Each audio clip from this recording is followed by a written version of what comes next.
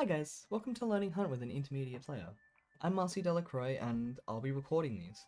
I've just for some credentials, I've been playing Hunt since 2018. I've been playing since beta. Very early, very long player. I'm not very good, I would say, for how long I've been playing. I would consider myself, as I said, an intermediate player. Now, these guide videos are not made for pros or intermediate players per se. Even if you guys can pick up some new cool tips and tricks from them, the main reason for these videos is for new players and beginners that want to learn some of the basics and like other things. The main point is to allow players to just get into the game and not have to worry about bringing a friend if they're solo. This is geared towards solos, and for people that don't have friends that want to play Hunt, as I did when I first started playing. I was alone, so I learnt solo. Anyway, let's get straight into it so I don't ramble on for too long. So, to go over the basics of the game, it's 1895 Louisiana. You are in a swampy wasteland of zombies and hellhounds and immolators and hives, and it's evil and cursed, and your main goal is just to make some money. You're going out to kill bosses, or bounties as they're called, collect their bounty, and get out with it. Obviously, there are other players who are looking to do the same thing and will kill you to do so. Now, with the basis of the game gone over, let's talk about the screen. Something of note, obviously, is that my model is missing here. I just don't want to clutter the screen while I'm going through this basic screen for you. That is what this video is mostly going to be, is going through this and going through the basics of gameplay for a moment, for like a brief moment. As we said, this is a guide for new players to get into the game, and maybe for older players to pick up some skills and tips and tricks later down the line in subsequent videos. Now, to go over this screen, there are a lot of major parts to it. There's a lot of moving parts to this screen on its own. Let's say that you want to use, say, the invite friend feature. That's down here. But the random partner feature is just above it. These features here allow you to bring in people who are going to help you on your hunt. Yeah, so if you do have friends that play Hunt, or you do want to bring a random person in, you can do that. Again, this is geared towards solos and people that don't want to play with randoms because they're scared of playing with randoms for whatever reason, and they don't have friends to play with. They just want to play solo. These guides are for you mostly. So as I said, this is for partnering up. This is your hunter. Now, they have a name. The name is unimportant. These are skill points, which we will get into a bit later, probably in a subsequent video, where I will talk about them in depth. But just know that these allow you to unlock traits for your hunter, and basically things that aid you in your quest to kill other hunters and collect the bounty. This is your hunter's level. This is also important because once they hit level 50, they won't level up anymore. Now, to go over this, as you gain levels with a hunter, you only gain 50% of the bloodline EXP if they die. And even if they survive if they survive, you gain 100%. Now, once you hit level 50 with a hunter, you can retire that hunter for 5,000 bloodline EXP. This level up here, it will increase your rank. But you can also hold on to that level 50 hunter, A, for an achievement if you're an achievement hunter, and B, so that you gain double the EXP for every hunt, which is more than 5,000 EXP usually, as long as they survive at least 2 hunts. So think about it this way. If you don't believe that you can get a hunter out that is level 50, or you are scared, it is recommended to retire them so that you get the 5,000 EXP and then you get more levels, so that you unlock more things for your hunters to go in with.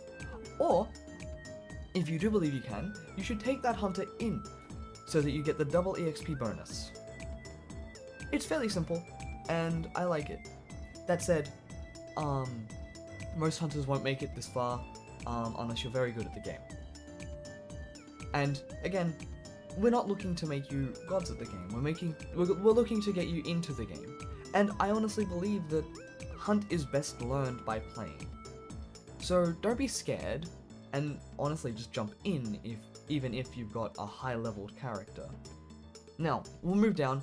Again, this is your account name, this doesn't matter. This is obviously me, and my rank. Your rank is displayed in 2 places, here and here. Your prestige is displayed in 2 places, here and here. Prestige is just once you get to level 100, you can reset down to level 1 for a bit of a challenge. You also get some free items. You get free legendary items if you so choose, and at certain levels you get a guaranteed legendary item. Here is your Modify Hunter button. This will take you straight to your roster and straight into their screen. So let me show you that really quickly. I'm going to click, and it takes me straight to the roster and the overview of Eveline Tobin, who is already kitted out. This is your MMR. This is somewhat important. I don't put too much weight on it. I honestly recommend having it hitters. With this screen mostly gone over, let's go over the last few things. Random contract is the only contract available now, so we won't go over that. This is your random contract bonus that comes from doing the random contract. Again, all this does is give you extra money. And this is the underdog bonus. Because I play solo, and I'm in against teams of 2, I get plus $250. If I go against teams of 3, I get plus $500. This is important note if you want to play against teams of 3 or teams of 2, based on how confident you are. Again, it doesn't really matter. Match MMR, there's a modifier for if you play solo, or duos or trios, and this will change depending on who you have in your party. This button starts the game, it starts matchmaking and allows you to get into a game of Hunt. It's very simple, and this is just your basic news page. All of this is very, very simple, and I don't really need to go over it too in depth because it's in most games these days. The one that I wanted to talk about most was the progress page, because this is important. At certain levels, you unlock certain equipment, similar to how old Call of Duty worked. So from there, once you've unlocked these things, they have a tree. So let me go to my arsenal very quickly, where you will find all of the things you have unlocked, and let me search up the Caldwell conversion pistol. This is the Caldwell conversion line, pistol tree. It starts with the Caldwell conversion pistol. You can then unlock the chain pistol, followed by Dum Dum ammo and full metal jacket ammo, and then the uppercut, and then incendiary ammo and explosive ammo. Most of these are considered upgrades to the conversion pistol. The only one that could be deemed not so is the chain pistol, depending on how you're using it. The main point is that these 3 guns are the same. Once you unlock this, you are allowed to unlock this, but you can't buy it until you have done so. You need to play with the conversion pistol to unlock the uppercut. Now, there is a catch to this in that if you and your friends all bring Caldwell conversion pistols, and you all start and you wipe a server, or you kill people, all of you gain the EXP because you all have the pistol. This is a good way to unlock things quickly, like the uppercut, which is a very popular weapon. Things like tools can be unlocked in different ways. So, say the throwing axes are unlocked by gaining EXP with the axe, the combat axe weapon. Whereas the fusees are unlocked by bringing an electric lamp in twice, and extracting with an electric lamp twice, I believe. Extract 2 times with any item from the light category equipment. So the only light category equipment you can buy at the start of the game is the electric lamp. So you extract twice with the electric lamp and you unlock fusees. Consumables are a slightly easier to unlock thing, depending on the equipment being mentioned. Dynamite sticks require an EXP, which is generally considered the hardest way to unlock something. Whereas something like a firebomb unlocks a liquid firebomb after just 5 throws of the firebomb. and the Hellfire Bomb after 25 more. So 30 throws and you have the Hellfire Bomb. And again, Vitality Shots are the same. After 5 uses of the Vitality Shot, you unlock other things, and eventually you unlock the large Vitality Shot, which heals for all your health, whereas the weak Vitality Shot only heals for 75. This is another key unlock early in the game, so it is recommended that at the start of your game, instead of bringing anything else, just bring 4 Vitality Shots. I will show you how to do that now. So if I go to my that's not a button.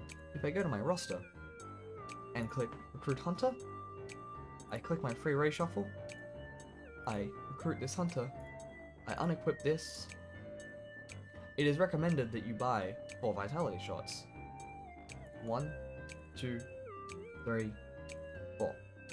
And that way, if you get hurt, you use the Vitality Shot instead of your medkit. That way you can unlock the large Vitality Shot. So that is how progress works. There's another thing called summons, which allow you to unlock blood bonds, which are the premium currency in the game. There are hunt dollars, blood bonds, and trial stars. Trial stars are not a currency, they are simply there to give you the trials rewards. Very quickly, the summons are here. Now, I'm going to go over a few things in a gameplay sense, and after that, we'll end this video up. Alright, well the last thing I need to go over is the gameplay, isn't it? So, here we have some gameplay of myself, in a spider and I believe assassin game, in which I absolutely die. I do not play very well, but this is more a learning experience on how to move through the map, and how to move into a compound and out of a compound. So, we're going to go over 3 things here that are the basics of the game in my opinion. Moving into a compound, moving out of a compound, and the last thing, which is the basics of a gunfight, and what not to do. Mostly, what not to do. That is the main point. Now, I'm going to let her speak, I'm going to not talk too much, and I'm going to let her do her thing. There will be a few things that I pause to go over. Don't mind the Windows Media Player style bars at the bottom. I will be working on this in the future, so that it's not there and so that I can do this a bit better, but for now, I'm getting back into recording, so do apologize for the lower quality. If it was, I didn't see it. But I suspect that'll be more of a next year style deal.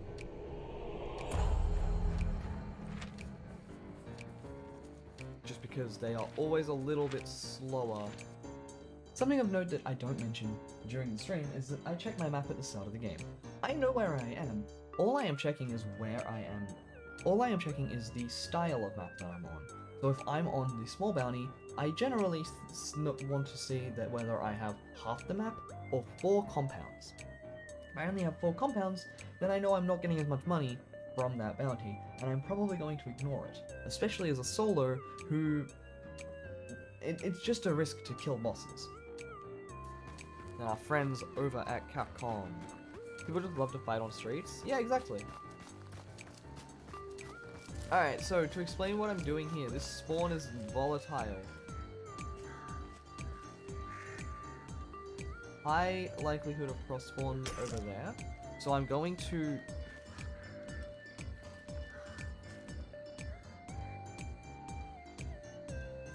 Could you stop?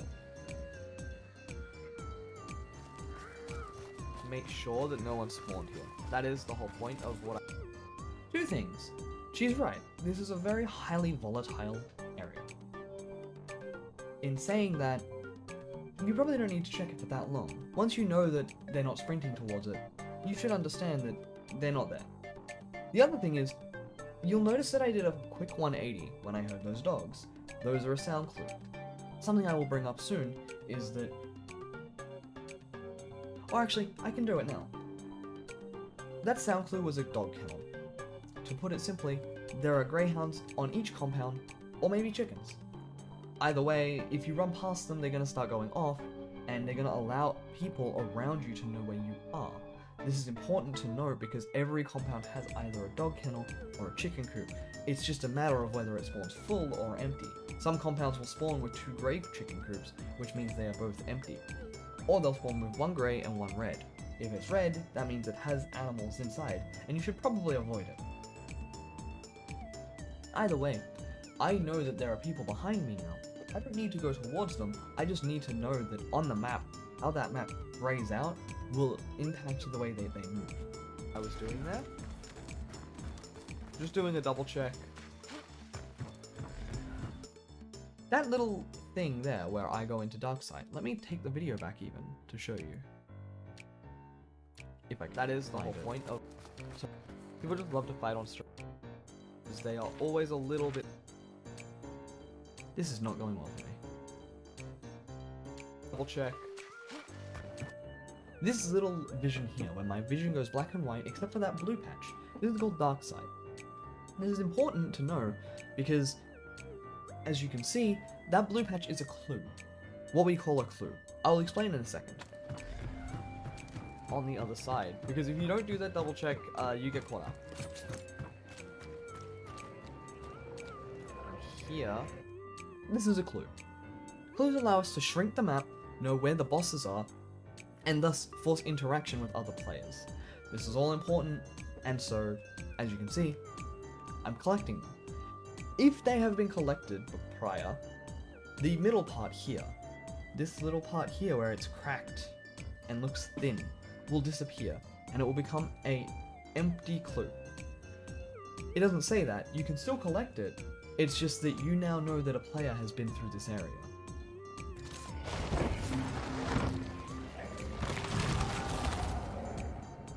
Now, I know I have a bug, and I can use the bug, and I'm probably going to.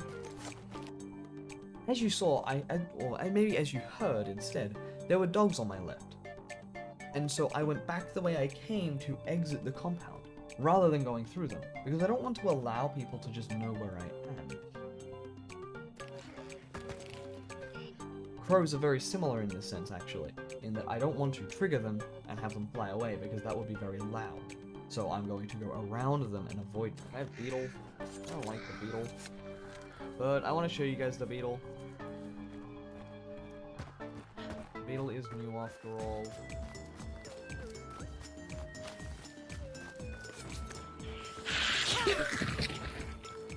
Now that I've made it out of the compound, as you can see without alerting anything or anyone, I'm going to move to the combat.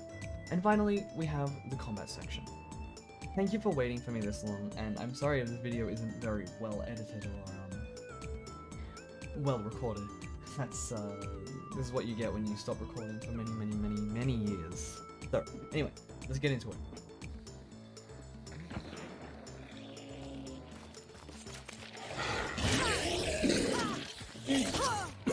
Obviously, clearing the AI is a good idea just so it doesn't affect the gunplay. Now, something I'm going to mention is, as I said, I die here. I make some poor decisions, I make a mistake or two, and it affects me. Let's go see how the gameplay shows, what the gameplay shows though. What? Hi, hello?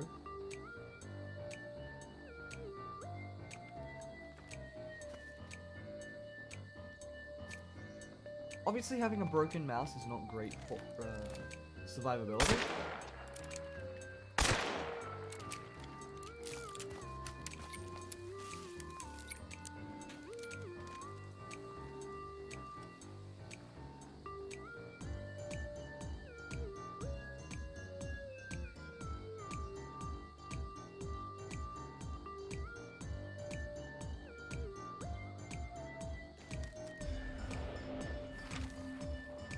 Hello?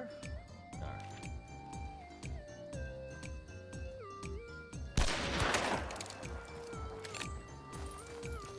That one dead.